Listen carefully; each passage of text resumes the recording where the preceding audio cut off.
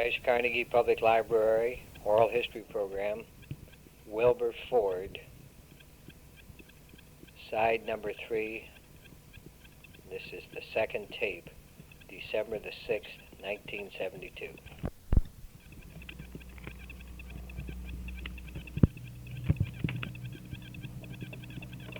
What problems did the Foundation Ford have when building the building? You were intimately connected with, not... The Foundation actually was pretty much of a figurehead. Mr. Honeywell, you can say he built the building, he designed, he prescribed the plan and all, although he would consult with us, what did we think? For instance, one thing, he wanted very much to have that as the headquarters for all Boy Scout activity.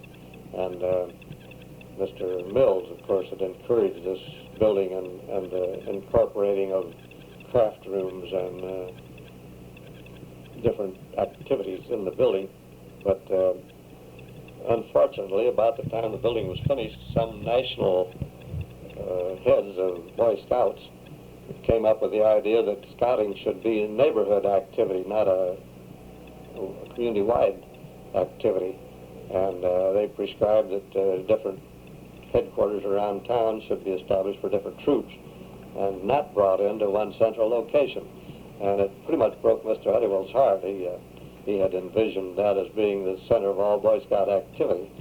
And he built a Boy Scout lodge out in the country on his place, you know. And it was used by Boy Scouts pretty generally, but he was always disappointed in the use of the building. In fact, later on then, the community service encouraged the Boys Club activity to sort of utilize the facilities that he'd built into there for Boy Scouts. Was Mr. Honeywell still active in the business, or was he spending most of his time on building the foundation?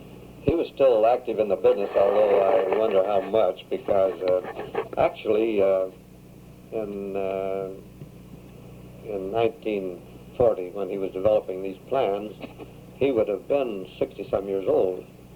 And to undertake that sort of a thing, on top of being the chairman of the board, I think, of this big, fast-growing company, I don't know how he was able to do everything, but he was a terrific worker, and his work didn't quit when he went home. He would pore over blueprints and catalogs, and well, even just the story of the development of this kitchen in the Honeywell building over here is quite something. I know I've seen him working with catalogs on stoves and grills and refrigeration and freezers and dishwashing equipment and all that. He was meticulous, and he didn't just say to the architect, go ahead and say what we ought to have in here. And he employed a technician, a graduate who happened to be in my class at Purdue, a home ec specialist, to come in there and plan that kitchen along with the architect. And she developed more and more desires to make it complete.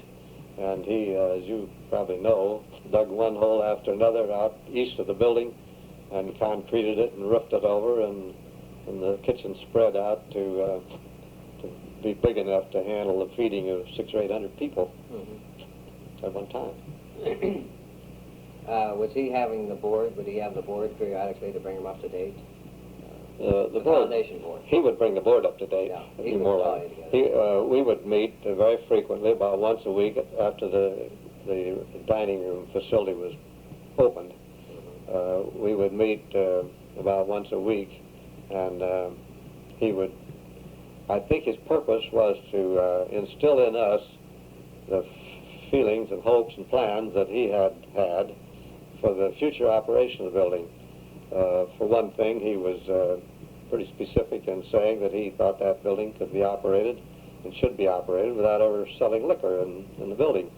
And he would more or less drill us on, or recite his feelings and desires in respect to things like that.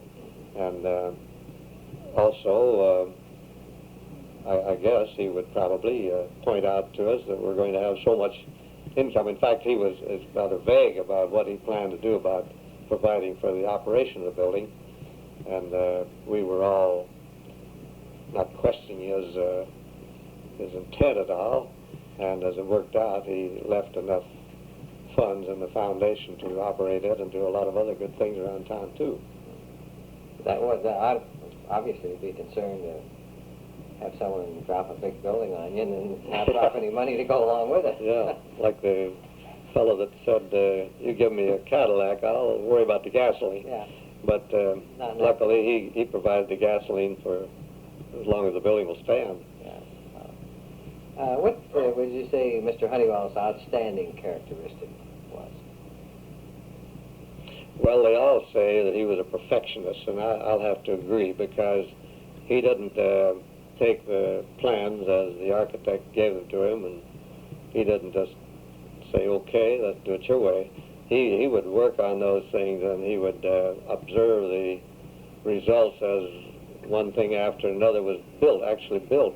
And I guess it's common knowledge around town that he didn't like the location of one brick wall down there in the lower level. It crowded a certain floor space a little bit, so he had it torn down and moved a foot. And he just wanted things to be right. And I would say that, and another characteristic he had was promptness. If he'd say, let's meet for lunch today at 12, I always made it a point to be there at 12 because I knew he wouldn't be there 5 minutes after 12. He'd be there 5 minutes before. And I learned a wonderful lesson from him, I think, because that had been, I don't know how it had been instilled in him some way or other, or he just realized the fairness of it.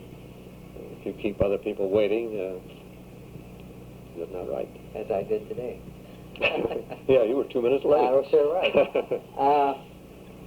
I think that obviously great public-spirited individual Mr. Honeywell must have been. I mean, yes, probably the most of that, the most of anybody I ever knew. He was most generous too, and in his understanding of other people's weaknesses. He took things from other people that were entirely unfair. I think some people in Wabash felt that he was trying to run everything. Well, he wasn't. He was actually doing things for other people. And if he was criticized, he would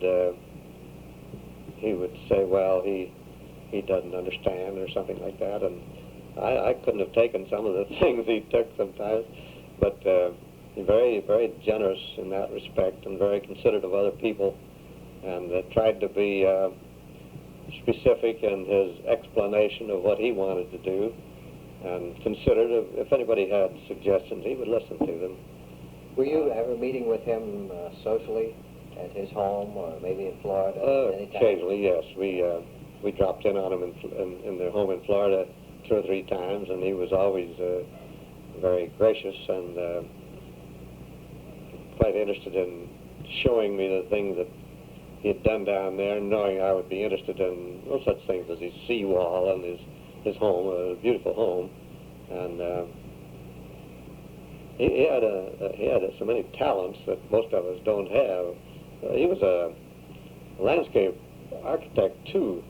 I don't know if you've been out in the Great Garden there at the country club in the lodge area.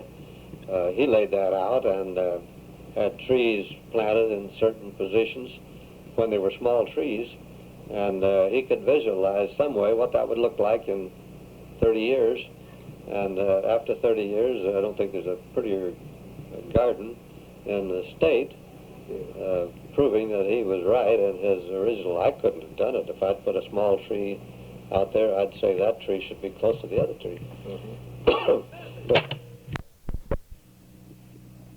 knew that in time it was going to be too close.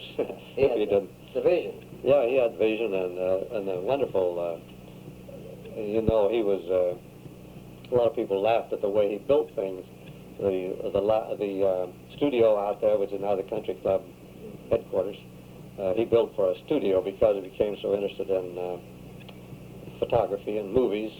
One of the early buffs, I guess. Yes, buffs and movies, yeah. and he made a number of movies.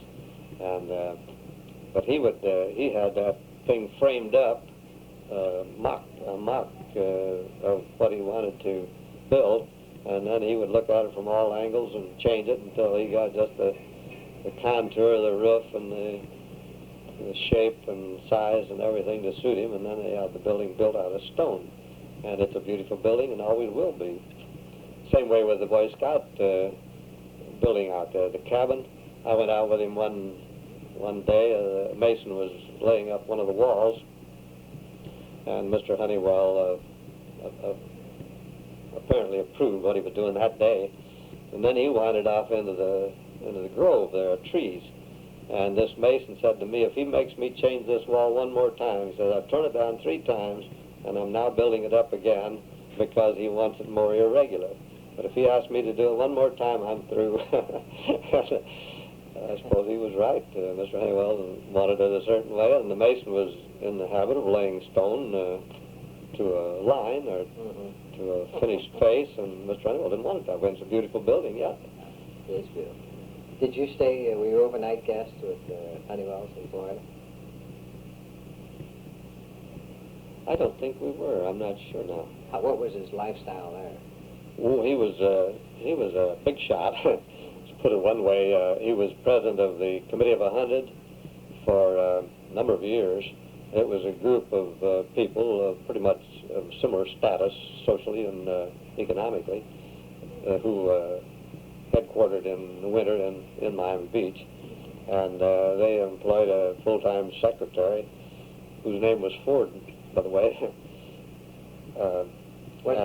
This was political, wasn't it? Partly, yeah. Partly political, I think, but partly developing the area, I think, also, and probably more political. I never understood about it much, but he spent quite a little time down there in the winters, and there was we didn't have much to do with him socially. He was always very hospitable, and sometimes he'd have people here and invite local people in, and we would get in on the reception or something. It was interesting to meet some of his friends. Did you ever see him get mad? No, I never saw him get mad, but he did one time. About what? One time, he in the development of the country club, or the golf club, or that area, he had planted along the west side of Highway 15 there. It's alongside, what is it, the third fairway of the country club, a row of trees. I don't know whether they were Dutch elms, maybe, a kind of tree that drooped down almost to the ground, and that's the way he wanted them. It was a kind of a visual shield for the country club. But the public service company had power lines up above these, and they had to trim out the limbs as they grew higher to keep them from tangling with their wires. And one time the crew was out there. They thought they'd do a big favor for the country club and Mr. Honeywell, so they trimmed off the lower branches too, some of the trees, and he came by and saw them, and I guess he blew his top then, because that had just ruined what he thought was a beautiful row of trees. And Jim Evans, who was the local manager of the power company, took the brunt of the assault, and it was pretty rough. Jimmy had nothing to do with it. It was a bunch of tree trimmers from somewhere else that had conceived this idea of their own. And finally, I guess Jimmy said, well, Mr. Honeywell, if we could put those branches back up there, we'd sure do it for you. And it tickled him a little bit. And he was, although he never quite forgave these tree trimmers. Well, I think that everyone that I've talked to thought that Mr. Honeywell was a pretty great guy. Oh, I don't think I ever knew a greater one. I'm still one of his fans, and the older I get, I think of it every few days. The older I get, the more I can understand why he did certain things the way he did them. He had a maturity of judgment that I never would have, and an experience. You know some of the stories they tell about his early boyhood, and he was a bicycle salesman and so forth.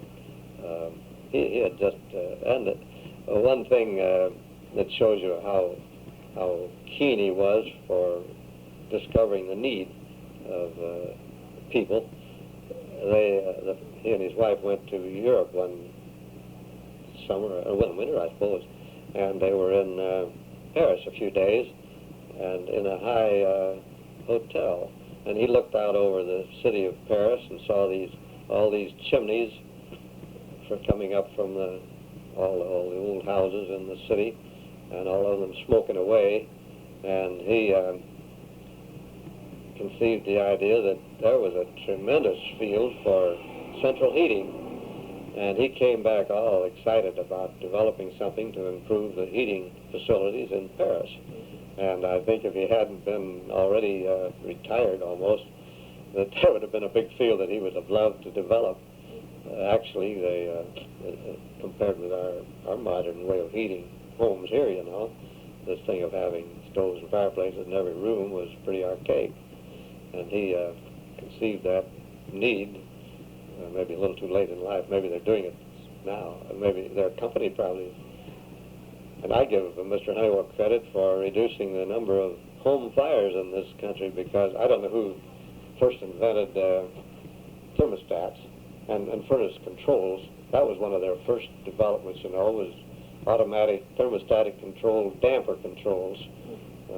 This man Shivers that I mentioned a while ago, Paul Shivers, I think developed what they called and made for years as the D motor. It was a motor which would turn a shaft halfway over when the thermostat called for heat, and that would open the draft damper and close the check damper in the flue, and the fire would pick up and warm the house, and then when the thermostat said it had enough, it would reverse, turn another 180 degrees, and the lower damper would close and the check draft damper would open. Well, a lot of fires we used to have when I was a kid, we'd run to fires frequently. It seemed to me houses would catch fire because some stove or furnace would overheat. Well, that prevented that. That took the human element out of control of those dampers, and I think that's one of the, for the comfort and safety of the people, that was a great step forward. What was your reaction to the book that was recently written, Mr. Honeywell? Well, I thought that was very interesting. Of course, it was written for, fifth, sixth grade children. So it was pretty sort of amateurish thoughts. But with that consideration, I thought it was very nicely done. Mrs. Hipscomb, I thought was very, very clever in the way she said things in there, and I hope the school children have and will always read it with interest. I think they would.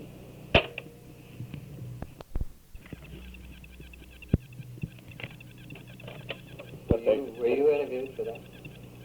Yes, I did talk to her one morning. I asked Mayor Weiss this question. What is your reaction in that there is not a Honeywell Street or a Honeywell School or something? What's your reaction? Mine? Yes. I don't think he'd particularly want it. Actually, you'll see in the community center a plaque that says this building was built in memory of his first wife and his father and mother, whom he respected and honored, and who must have been wonderful people too. You see his name there, and that's about as far as he goes. But he never, I don't think he ever wanted his name particularly connected with the bank, although that was quite a contribution he made there to getting the town provided with a bank that could take care of the city's needs. He was modest in that respect. I'm particularly glad to see the Minneapolis Honeywell Company change its name to Honeywell Incorporated, because I think he was, no question, some of the developments that they made here led to the success of the combined companies, and the name Honeywell is very appropriate there. But I don't know. I never thought about school or something like that.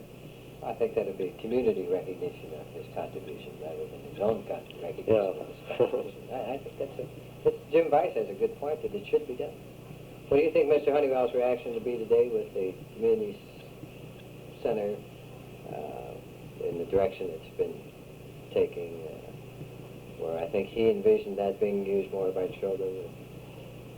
I suppose. Of course, it's hard to realize he started that building over 30 years ago. The plans were pretty much complete and crystallized 30 years ago. Well, in those 30 years, at that time, he tried to build what he thought the town needed. But since then, there have been how many? 5 or 6 new school buildings built, each with a gymnasium in it, and then now the new junior high school with a new gym and an auditorium that's specifically auditorium. So when you, if you're inclined to criticize the facilities out of the community center, you've got to realize that this was 30 years ago, and that in the meantime, the city, with public money, has built all these other facilities which compete with it in a lot of ways. And it would be like today trying to do something that would be modern in 2002. Time makes a great change, and the town's grown a lot in that time, but this building still functions as a pretty vital thing in the town, and it's I know it is and has been all these 20-some years it's been open, the envy of every town that ever sent people in here to see it. And that was one of his ambitions too, was to build a center which would inspire other well-off people to contribute to their towns the facilities that can lead to better citizenship and physical development and the arts and all those things that are neglected in so many cities.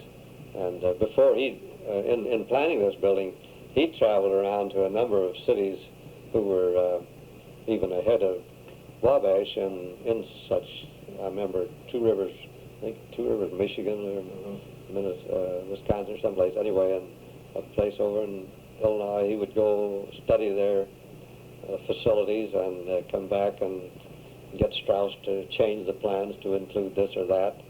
And then after it was opened, we had some people come down here and meet with us to see what they could learn from this building.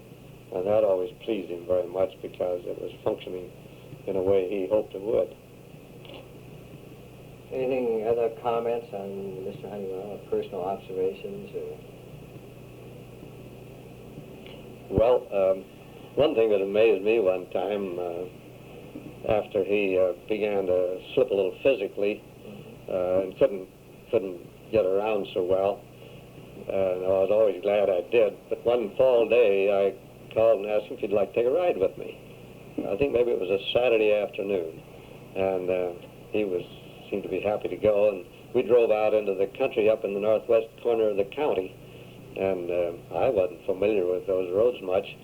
But to my amazement, he would say, up around this next, or up over this next hill, the road curves to the south, or something like that.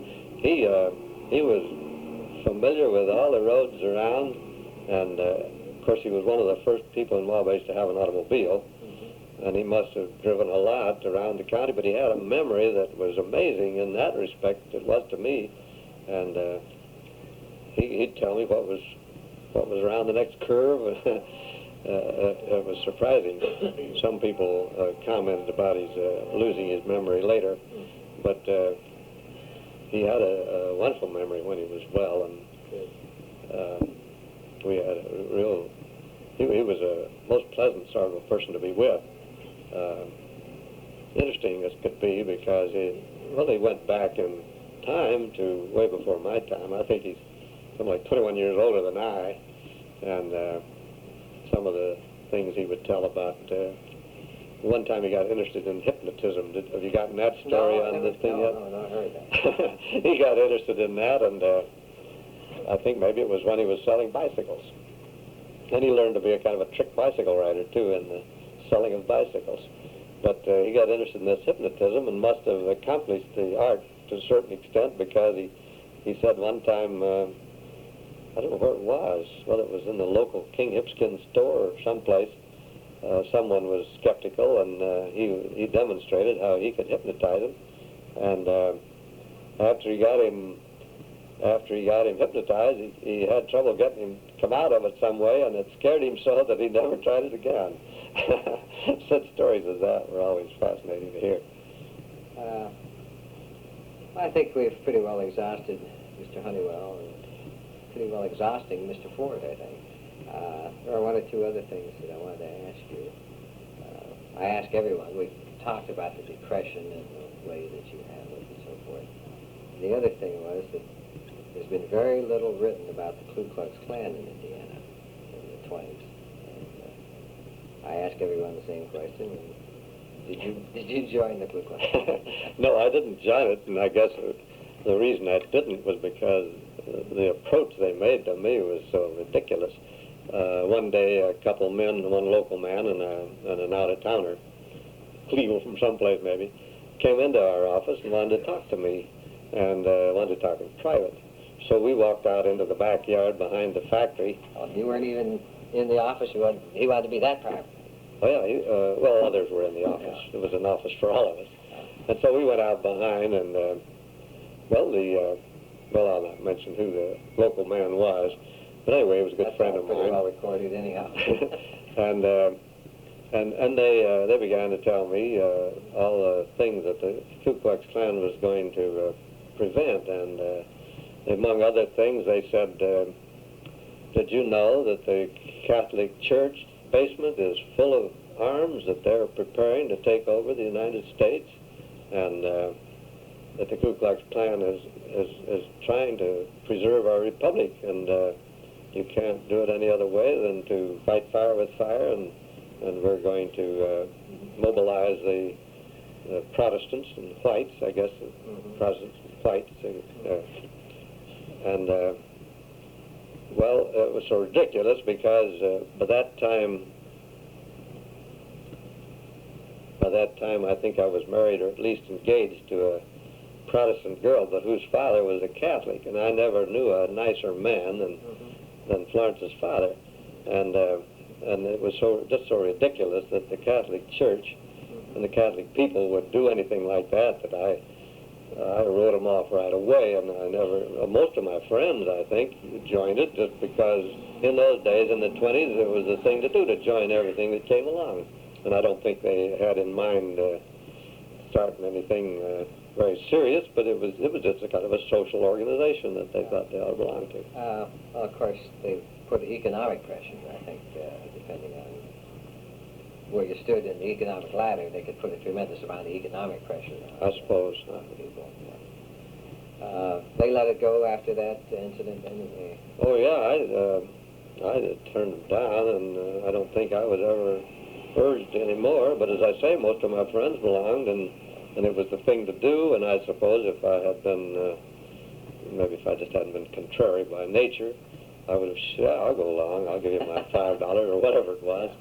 But no, I never got interested, and I'm glad now that I didn't fall for that line, because it's proved to be an undemocratic sort of an organization. The last thing I think we should talk about is you should list the children for me. Our children? Yes, your own children. I married a girl who came here from Indianapolis to teach school one year out at Chippewa. After she was through college, she had a choice of going to this Wabash country schoolhouse or one out in Iowa, and I guess her father prevailed on her not to go so far away, so she came up here and taught in the Chippewa school, and I met her that fall when she was here, and got sort of interested to the extent that 2 or 3 years later we got married in 1925, and have 4 children. Virginia, the older, was born in 1926. And Stanley, the oldest boy, was born in 1928. David in 29. And then Richard was born in 39, 10 years later. Actually, he was born, interesting enough, born the morning that the first Mrs. Honeywell, that was her funeral, was that same morning. And I'd been asked to be a pallbearer. So it was a busy day, as I recall. We had the baby in the morning and the funeral in the afternoon. We didn't get your wife's maiden name. Oh, her name was Florence Yoip. spelled J-E-U-P. She came from a good German family. Her grandparents were all born in Germany, both her mother's and father's parents, and came to the United States. Her grandfather was edited a paper in Germany, and he didn't exactly click with the German political thinking at that time, so he came to America and edited a German newspaper in Cincinnati, which was quite a German town, you know.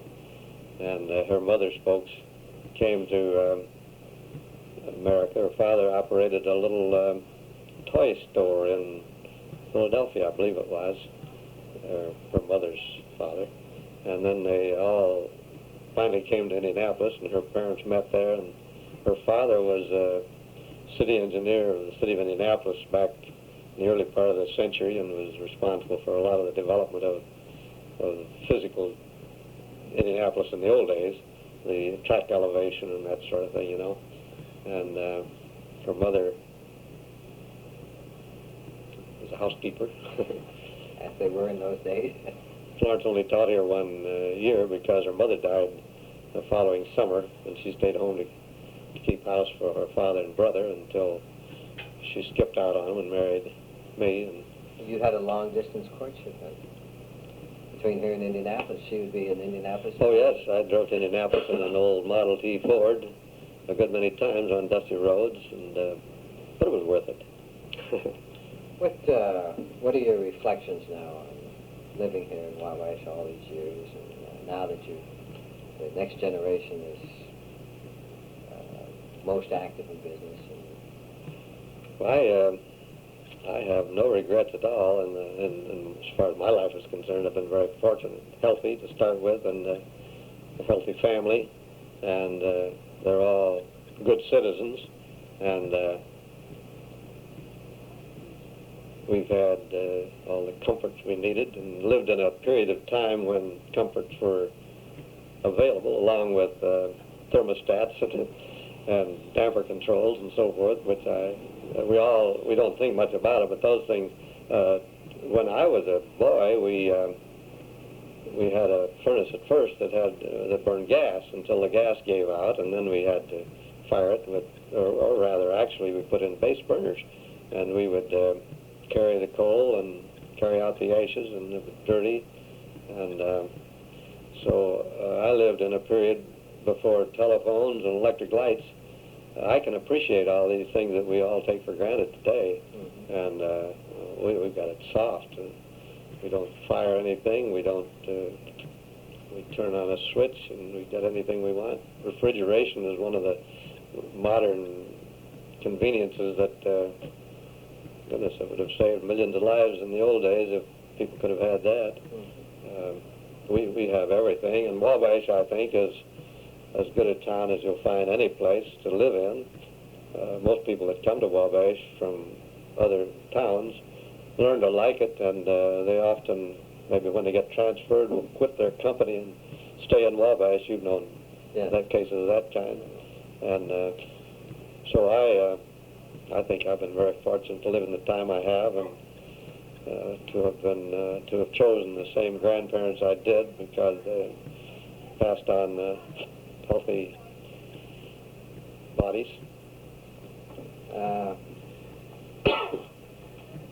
How active are you in the business now? I'm not a great deal of use. Stanley succeeded me, I guess, as president of the company, and then I even gave up the chore of being chairman of the board, 2 years ago, something like that. And I go to the office every day, and I still serve a few functions, and enjoy having those things to do, and a swivel chair out there and the desk for my heels. But if I weren't to go tomorrow, they wouldn't miss me at all. But it's nice to have a place to go. Well, I think it's good to remain active. Oh, yes. I find other things to do. I have an acre and a half a yard to mow and rake. Now I've got the rake. I got the raking done last week and started shoveling snow this week. Well, I think So there's no interim Well, you don't know how much I appreciate you taking 2 hours today. It's been 2 hours. We've talked really? It's almost 3 o'clock. I suppose there are a lot of things about Mr. Honeywell that I wish I had thought to say, because I was a great admirer of his. And I should say of Mrs. Honeywell, too. She was a tremendous help in the planning of the building, and especially in the planning of the interior decorating of that building, which they gave hours and hours of thought and work to make perfect, almost perfect. And she was a great inspiration to him, and had wonderful taste herself, and all of this, the way they planned the lounge, for instance, furnishing of the lounge down there. Nobody's told you that story. I should add a word, maybe. They got, Mr. Honeywell had built there by his carpenters, grand piano and a bookcase and a table, and they made mock-ups of the pieces of furniture that were going to be in there, and then they planned the location for those things, and ordered furniture to be made and brought in unupholstered, and they set it around and arranged the location for everything. Then they brought in all the fabrics that were available and planned the color and the type of fabric that was to go on all that stuff. And then it was taken back to the factory and finished, and the mock piano and so forth were taken out, and real pieces of furniture in their places. And then for some years after that, as they traveled abroad and other places where antiques and beautiful pieces of china and crystal and so forth, metal, were found, they would bring them back. And if anybody wants to see a beautifully decorated building, the lounges and all the building down there in the social end of it is a must to go, because they did a wonderful job there. And that was a two-person partnership deal, because Mrs. Honeywell played quite a part in that, and still is very much interested in seeing that it's maintained in good shape too. I suppose it's been said, or it's common knowledge, that Mr. Honeywell financed the foundation, so that it's quite capable of maintaining the building forever, and even replacing it if it ever becomes so obsolete that it have to be torn down. That's always a problem. The city, I think the city of Wabash and the citizens of Wabash for generations to come should appreciate that fact that he was farsighted. People used to worry, look at the white elephant he's left on our hands, but they didn't know, and he never was one to go about and say, no, don't worry about this, I'm going to give you a lot of money to run it with. He just was very modest in everything he would do in that respect. Well, I've exhausted you, and as I said, I've exhausted all the questions too, so... I'm sorry I couldn't do a better job. Well, I think that when we come to editing this, if you have some more thoughts, just jot them down and stick them in there. As I say, I appreciate your time. Mrs. Honeywell has graciously agreed to do an interview. You haven't had her yet? No, I'm waiting till I get everyone else, and then I can... That one I would like to hear. Well, I can get so much of the background. So, I didn't know that she was in on the interior decorating and so forth on the building. Oh. I assumed that she was, but the people that I've been dealing with were the man that had to take the wall down and stuff like that up until this time. Well, not only did she help in the decoration, but she was gave him so much moral backing in the whole thing that you can imagine how a second wife maybe would want to, let's go to Europe, let's go to Greece, let's go to the Orient or something like that, and why do you want to work on these old blueprints all over the weekend, and but she didn't complain. She took part in it and encouraged him. She must have, because it was hard work on his part. I know he used to just wear himself out studying blueprints and catalogs and planning, and he had a tremendous lot more ambition and energy than I would ever have had in doing those things. And she evidently, I'm sure, encouraged him. backed him up and all that. Went right along with him. Yeah. Good. Mm. Well, as I say, Wilbur, thanks again. It's been fun. In a sense. This interview has been conducted by George Dingledine.